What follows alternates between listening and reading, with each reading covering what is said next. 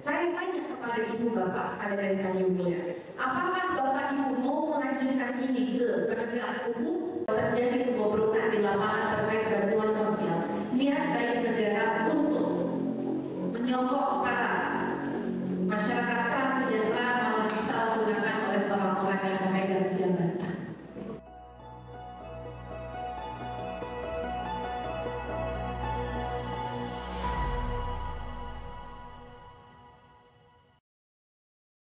Dan paling banyak diteriakan sudah dalam bentuk yang sudah tidak berbicara biasa, lagi adalah tentang bantuan yang tidak diterima. Saya tidak terima ke desa Tanjung Mulia, Kecamatan PJ 2 atau 3 hari lalu. Dan saya ceritakan sedikit Pak Kandisos bahwa ketika saya dengar yang pertama kali dan paling banyak diteriakan sudah dalam bentuk yang sudah tidak berbicara biasa, lagi adalah tentang bantuan yang tidak diterima. Bukan salah sasaran, tapi tidak diterima. Ketika di cross check ke desa, ditolak katanya tidak terdaftar. Tapi ketika dicek ke Bank Mandiri, ternyata terdaftar. Ketika dia membuat ulang kartu baru dengan surat kehilangan, ternyata uangnya cair. Artinya ada dugaan penyalahgunaan data untuk mendaftar ke PKH, sehingga orang tersebut masuk ke dalam penerima bantuan PKH dan mungkin bantuan-bantuan lainnya, namun ternyata mereka tidak tahu bahwa mereka menjadi peserta, dan sampai detik kemarin mereka tidak menerima satu rupiah pun, padahal ketika diproses dan dananya cair. Siapa yang melakukan kecurangan ini, saya tidak ingin berhubung sangkaan, karena kemarin pun perwakilan PKH ternyata bukan pendamping di desa tersebut. Agenda kita hari ini, saya di sini hanya bisa sekitar sehari dan lebih. Tapi saya berharap pertemuan hari ini bisa memberikan titik jelas, utamanya terkait dengan data sen yang baru kemarin di ground checking itu harus terpublikasi, terekspos ke warga desa Tanjung Mulia, dan mereka harus tahu bahwa mereka adalah calon penerima bantuan. Dan syukur-syukur kalau ada titik terang jawaban kenapa kemarin bisa terjadi seperti itu. Nanti ini adalah media untuk berbagi tabayun antara pihak PKH, pihak desa, dan perwakilan masyarakat, supaya tidak saling ada berusaha. Ya walaupun kalau keadaan seperti ini pasti ada hal buruk yang terjadi, yang entah apa, entah oleh siapa. Satu lagi yang kemarin saya tanyakan dalam pemakaian agenda ground checking data set yang secara data 100% sudah dilakukan oleh Kecamatan PJ, nyatanya di desa Tanjung Mulia mereka sepakat kompak tidak pernah merasa dilakukan survei atau datang ke rumah sekali pun. Saya berbicara tentang 1-2 orang karena saya mengumpulkan mereka ada 1 orang dan tidak ada yang merasa terpidana baik hari ini maupun bulan lalu maupun tahun-tahun lalu. Saya mengharapkan klarifikasi yang jelas kepada dari pendamping PKH di Tanjung Mulia. Lalu selanjutnya saya menginginkan klarifikasi tambahan dari elemen pendukung PKH, bisa dari vendor pencairan terkait dengan data-data yang dimiliki oleh pendamping PKH di Tanjung Mulia yang sebelum-sebelumnya sudah terdaftar maupun yang akan menjadi penerima di data set dan berdasarkan data set. Mungkin itu saja. Akhir kata, kalau saya tidak beres mendampingi sampai sini, saya berharap sepertinya kepada Kandisos. Namun saya berharap ketika saya pulang nanti terjadi kesepakatan antara pihak PKH dengan masyarakat. Dan selanjutnya Pak Kades, saya mengharapkan Pak Kades menjadi fasilitator yang baik di desanya terkait dengan penyelenggaraan bantuan sosial negara ini. Atau untuk ini kan melibatkan beberapa stakeholder ya di sini, antara si pemegang di sini juga ada yang lewat pos, ada yang lewat mandiri. Yang menjadi pertanyaan besar saya adalah, ini ada kasus orang ini ketika udah menyatakan orang udah cair duitnya, tapi dia nggak terima. Artinya ada yang mencairkan ini dong, orang ini. Yang jadi saya pertanyaan adalah, kenapa ini bisa dicairkan? Apakah tidak ada aturan atau kaidah untuk mencairkan ini harus orang yang bersangkutan, baik dari pos maupun dari bank mandiri sendiri? Kenapa itu bisa lolos? Itu kan jadi pertanyaan besar. Ada kerjasamanya. Ketika dia ingin mencairkan sesuatu, setidaknya dia minimal ada identitas yang dibawa. Misalkan saya, ketika saya mencairkan KTP saya dong yang dibawa, harusnya di sini ada cross check, oh benar nggak nih orangnya, identitasnya benar nggak? Tapi kenapa hal-hal seperti ini bisa lolos dan ini bukan setahun 2 tahun terjadi? Artinya yang harus kita perbaiki tidak hanya dari desa ataupun pemahaman masyarakat, stakeholder yang terkait pun itu harus kita cross check juga, harus kita perbaiki juga. Karena ketika kita menekan di sini, tapi ini tidak diperbaiki juga, kemungkinan besar akan terjadi hal yang serupa, gitu. Nah itu. Boleh dari pihak mandiri, pos? Nah, untuk pengajuan ke TK SOS karena prosesnya di Padanan itu, jadi hanya di Padanan itu kita bisa mengajukan ke kantor pusat untuk rekening koran gitu. Itu pun nggak maksudnya harus ada waktu. Jadi ada waktu kantor pusat memberikan informasi kepada kita. Itu jadi bukan cabang tanggung jawab, memang prosedurnya seperti itu Pak. Nah untuk penyaluran yang menyalurkan melalui PT Pos, pas begitu saya di Unggulan, itu kita selalu koordinasi sama pendamping, sama kepala desa, terutama yang baru.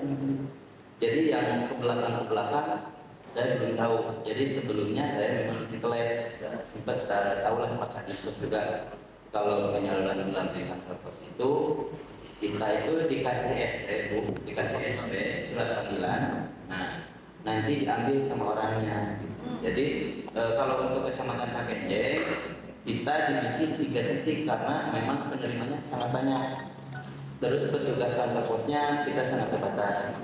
Jadi petugas kantor posnya 1, kita didampingi oleh pendamping 1, didampingi oleh petugas desa 1, begitupun pihak kecamatan juga mengetahui gitu.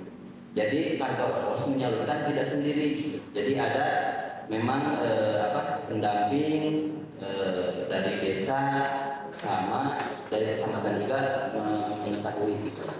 Berarti sistemnya adalah setiap mau ada penyaluran orang yang dipanggil, tapi PT Pos didampingi oleh beberapa stakeholder dari kecamatan, pendamping perkara dan juga orang desa.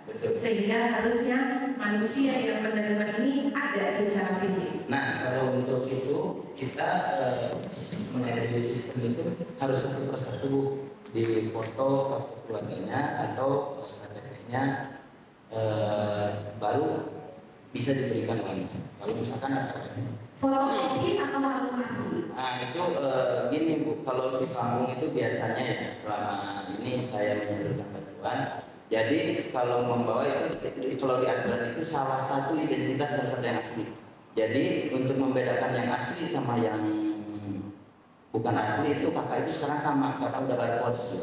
Kalau yang dulu kakak yang dulu biru gitu, jadi agak tebal. Kalau yang fotokopinya tipis. Nah kalau sekarang itu sama fotokopi. Jadi anggapannya mereka itu ini Pak yang asli, saya saudaranya gitu. Bahkan kita juga suka konfirmasi ke pendamping, Pak ini betul nggak orangnya gitu kan? Oh iya betul Pak. Pak Kades ini betul nggak orangnya? Betul. Jadi baru kita salurkan. Bahkan untuk ini bisa dicek di foto karena menurut ilmu dari Pak Kadipos gitu kan tadi bisa dicek kalau melalui kantor pos, jadi bisa dilihat siapa yang menerima. Berarti tidak mesti sama wajah yang datang dengan wajah yang ada di KTP selama identitasnya ada yang asli.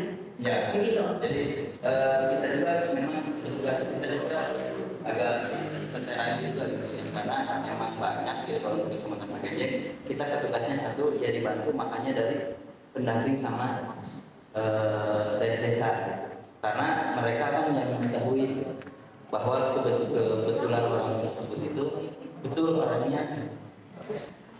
Bapak Ibu sekalian, yang bisa kami lakukan dari pihak kami selaku pemerintah, baik dari Dinsos maupun dari pimpinan tertinggi Kabupaten Garut, kami bisa dan akan dan harus memperbaiki pola penyaluran bantuan khususnya di Desa Tanjung Mulia. Jadi Babak Baru ini tanggung jawab kami.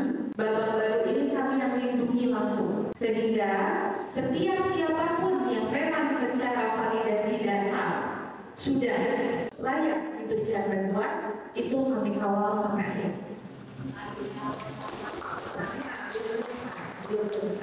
Belum selesai. Tapi apa yang terjadi di masa lalu itu sudah masuk ke dalam ranah pelanggaran hak manusia lainnya, sehingga itu masuk pelanggaran hukum. Saya tanya kepada ibu bapak sekalian dari Tanjung Mulia, apakah bapak ibu mau melanjutkan ini ke penegak hukum? Mau? Karena yang dilanggar haknya adalah bapak ibu, saya di sini sebagai fasilitator, sehingga kalau bapak ibu sepakat untuk melanjutkan ini ke hukum, saya bantu sampai ke APH. Begitu? Tapi berhubungan dengan APH itu pasti membutuhkan tenaga dan waktu. Saya istilahnya ini, saya bantu sampai prosesnya ini terjadi, tapi kemudian ketika prosesnya wayangnya waktu harus berkorban, tenaga berkorban ini jauh punya Bu, bisa dari pakainya ke sana. Tapi memang dalam hal ini untuk mendapatkan keadilan, mau tidak mau kita harus menempuh jalan itu. Mohon. Jadi kalau ibu bapak sepakat untuk melanjutkan ini, perlu waktu berpikir atau sudah bulat? Sudah bulat. Sudah bulat. Tapi memang dalam hukum saya tidak menjamin uang ini bisa kembali, karena nanti saya masih harus minta pendapat ke kejaksaan, pun pendapat ke kepolisian. Nanti orang kejaksaan, kepolisian maupun inspektorat akan memberikan informasi sebelum masuk ke tahapan. Nah, jadi ibu sudah bulat, kita lanjutkan saja setidaknya, walaupun mungkin uang tidak kembali, tapi setidaknya berkeadilan. Begitu Pak Adis. Jadi Bapak Ibu, karena ini kalau dilanjutkan kan tidak ada ujungnya, ya tidak ada ujungnya, karena namanya sudah melanggar hukum, ranahnya sudah masuk APH, aparat penegak hukum. Jadi yang bisa menghukum mereka ini bukan saya kewajibannya untuk melindungi ibu bapak seterusnya, gitu ya. Itu yang menjadi janji saya. Tapi mohon maklum kalau nanti pada prosesnya saya tidak banyak terlibat, karena saya harus ganti lagi secara masalah lagi di Kabupaten Garut, maka kemudian menjadi Pak Adinsos yang akan menjadi ketua pelaksana dalam misi ini. Ya, apa-apa saya juga berharap kerjasama dari semua stakeholder, mandiri, Mentekos, kalau bisa ada hal-hal janggal, silakan laporkan. Jangan kena press lagi. APH, polisi hari ini, polisi, kejaksaan, Forkopimda lain yang berhubungan dengan penegakan hukum, hari ini sudah solid dengan pemerintahan daerah. Maka apa kasus yang terjadi di lapangan, baik itu di desa sekalipun, kami akan kompak kalau itu salah mekanisme. Gitu, ya, Bapak Ibu. Terkait biaya perihal proses hukum ini, mungkin nanti saya bisa cek dulu ke APH berapa kemungkinan total perkara ini akan menghabiskan biaya, dan kalau misalnya kami mampu bantu, kami bantu. Tapi kalau pokoknya benar-benar hati-hati informasikan ini. Tapi saya rasa harusnya kami masih mampu untuk menyelesaikan ini. Semoga kasus di Tanjung Mulia bisa menjadi contoh bahwa orang yang zalim, kejahatan sekuat dan serapat apapun ditutup, kalau sudah waktunya terbuka akan terbuka.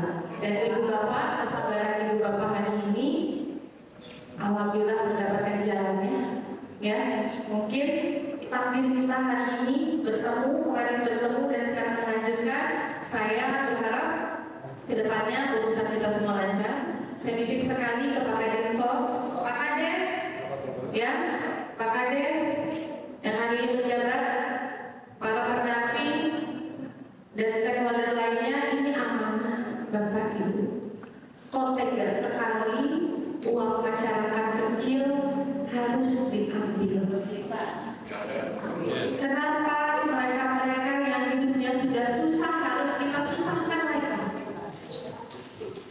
Saya rasa keterlaluan sekali orang-orang yang korupsi di jalur penggelapan dana bantuan sosial. Dan ini akan saya sebarkan video ini menjadi informasi baik kepada Pak Bupati, Gubernur, Menteri maupun Presiden sekalipun bahwa terjadi kebobrokan di lapangan terkait bantuan sosial. Niat dari negara untuk menyokong para masyarakat prasejahtera malah disalahgunakan oleh orang-orang yang memegang jabatan. Itu saja dari saya. Izin saya sendiri akan menutup statement saya karena saya harus pindah lokasi. Jika ada memang yang harus menjadi hal yang perlu diselesaikan lebih lanjut, saya serahkan ke Pak Kadinsos. Semoga Pak Kadinsos transparan, jujur dalam setiap proses yang hari ini harus kita lalui. Itu saja. Fakta-fakta orang ini bersama saya harap dikumpulkan untuk nanti kita tentukan siapa perwakilan dari masyarakat yang akan menjadi PIC, yang akan menjadi penanggung jawab utama pergerakan kita ke depan. Gitu ya, itu saja. Hatur nuhun, ini semua pembicaraan tadi sudah terekam, dokumentasinya lengkap. Saya tidak bermaksud untuk mencelakakan siapapun di sini. Saya di sini sebagai bentuk tugas tanggung jawab saya sebagai wakil bupati, mengevaluasi, mendampingi. Kalau ada yang salah harus terbukti salah, karena yang salah itu mutlak. Sehingga sesuai dengan hukum praduga bersalah, hari ini kita tidak punya asumsi siapa yang salah di sini, tapi biarkan proses yang nanti akhirnya akan kita jumpai. Itu saja. Hatur nuhun dari saya. Wassalamualaikum warahmatullahi wabarakatuh. Saya kembalikan kepada Bapak.